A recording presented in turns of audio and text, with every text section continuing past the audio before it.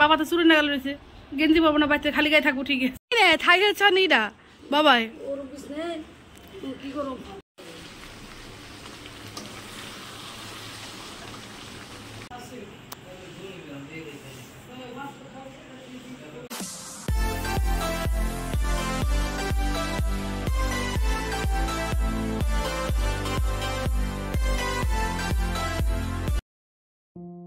Good morning, সেই সাথে অনেক অনেক ভালোবাসা ও বড়দের প্রণাম জানিয়ে আরো একটা নতুন ব্লগ শুরু করলাম। আশা করছি আজকের ব্লগটাও তোমাদের খুব ভালো লাগবে। তাহলে চলো দেখতে থাকো আর আমার সঙ্গে চলো। আচ্ছা, ভিডিওর শুরুতেই একটা কথা বলে দিই, যদি আমার ব্লগটা ভালো লাগে তাহলে আমার চ্যানেলটিকে সাবস্ক্রাইব করতে একদম ভুলো না, সেই সাথে লাইক কমেন্ট শেয়ার। আর যারা ফেসবুক থেকে দেখছো তারা একটু ফলো করে দিও। কদিন ধরে বেশ গরম বেড়েছে, রাতে ঠিকঠাক ঘুম হয় না। সকালে উঠেছি, খুব সকালে উঠিনি, ওই 8টার দিকে উঠেছি।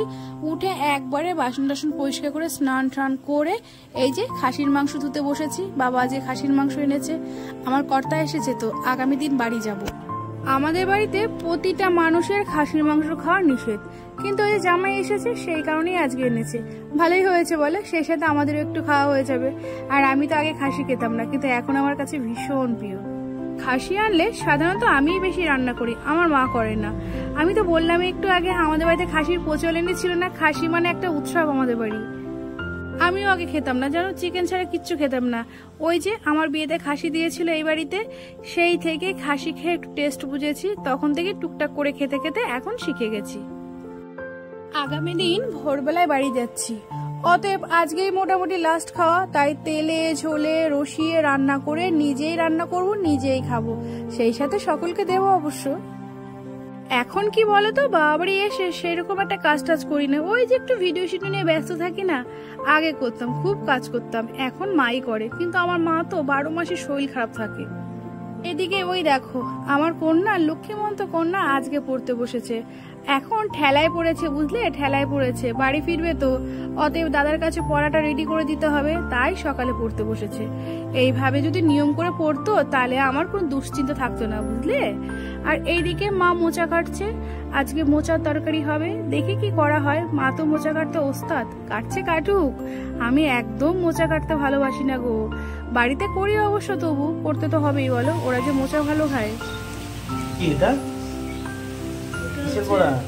এটা মোচার বড়া করছি। তরকারি হবে না মোচা? হ্যাঁ, মোচার বড়াটা করে ঝোল করবো নাকি? এই তো গা মাখা করবো, মশলা করে। ওই সাথে মাংস হচ্ছে না, ভেবেছি পেঁয়াজ রসুন দেবো না, ওই বাদাম ফাদাম আছে, টমেটো টমেটো আছে, এইসব দিয়ে। আলু তো ভাজা হয়ে গেছে। হ্যাঁ, ওটা নামিয়ে দেবো, দাঁড়া, হয়ে গেছে। একটু উল্টিয়ে নেবো, ওটা দিতে পারছি, লাল লাল করে ভাজা। হ্যাঁ, উল্টো দিয়ে পাচ্ছি না এরকম। একটা করে উল্টাও।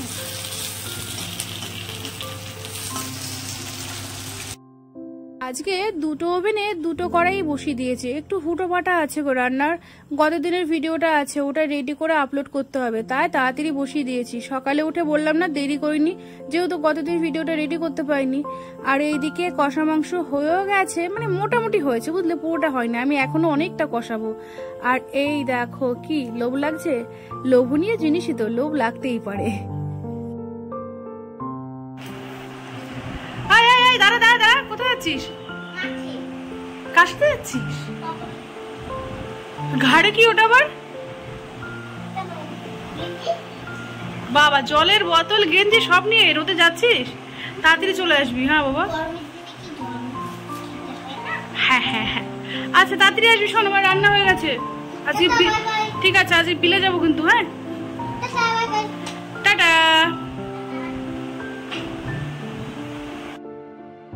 রান্না করতে করতে একটু বাইরে, মানে পেছনের ছাদে আসলাম, আর ভাবছি গো বাড়ি গিয়ে কত কাজ পড়ে আছে গো। এবার বাড়ি গেলে টানা কদিন শুধু কাজ করতে হবে, ঠিকঠাক করে ভিডিও আপলোড করতে পারবো না গো।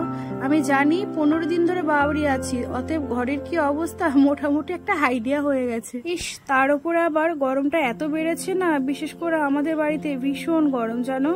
আর এই দেখো, শোনাই যাচ্ছে কোথায় এই রোদে গরমে। আমি না করেছিলাম, তবু শুনলো না, ওর পাপা আর ও দুজনে বেরিয়ে পড়লো মাঠে। এখানে প্রায় 15 দিন মতো আছে, একদিনও যেতে পারিনি তো আমি আর না করলাম না গো। যাক, নালে বাড়ি গিয়ে ক্যাচ ক্যাচ করবে। এ বাবা, আমি তো প্রেসারে মাংস বসিয়ে এসেছি। চলো চলো চলো রান্নাঘরে ঢুকি এবার। হ্যাঁ, গিয়ে দেখি ঠিক আছে, মাংস এখনো একটা সিটি পড়েছে, আরো একটা বাকি আছে। টেনশন নেই, আমি 2টো সিটি দিই গো। আমি এবার খাসির মাংসটা ভালো করে কষিয়ে না, গরম জল করে যতটা পরিমাণ ঝোল লাগবে ততটা দিয়ে আমি প্রেসারে দিই, 2টো সিটি বাড়ি। 2টো সিটি দেওয়া হয়ে গেছে, এবার ওভেনটা বন্ধ করে দিই। আচ্ছা বন্ধুরা, দুপুরবেলায় গরম গরম সাদা ভাত, একটু লেবু আর সামান্য স্যালাড, তার সাথে একটু পাতলা খাসির ঝোল, কার কার ভালো লাগে একটু কমেন্ট করে জানিও, কিন্তু অপেক্ষায় রইলাম। তারপর আর কি, রান্নাঘরটা পরিষ্কার করে যেই নোংরা ফেলতে আসবো পেছনে উপর থেকে, সেই দেখছি অতিথির আগমন গো, বাড়িতে অতিথির আগমন। বরণডালা তো নেই, তাই ক্যামেরা দিয়েই করলাম। আমাদের বাড়ির পেছনে আগে বাঁশঝাড় ছিল, এখন তো অনেকটা কেটে ফেলেছে, আমাদেরগুলো তো পুরো কেটে ফেলেছে, এখনো জ্যাঠাদের গুলো আছে। সেখানে এরকম বড় বড় গুইদা মাসা কত ছিল, আর আমার মেয়ে এটা দেখে অবাক হয়েছে, এর থেকে বড় বড় ছিল।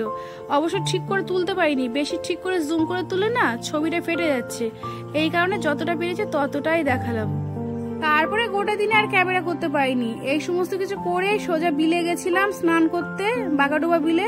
সেখানে একটু জল ভালো না, আবার ফিরে এসে বাড়িতে স্নান করেছি, কিন্তু ক্যামেরা কিছু করতে পারিনি।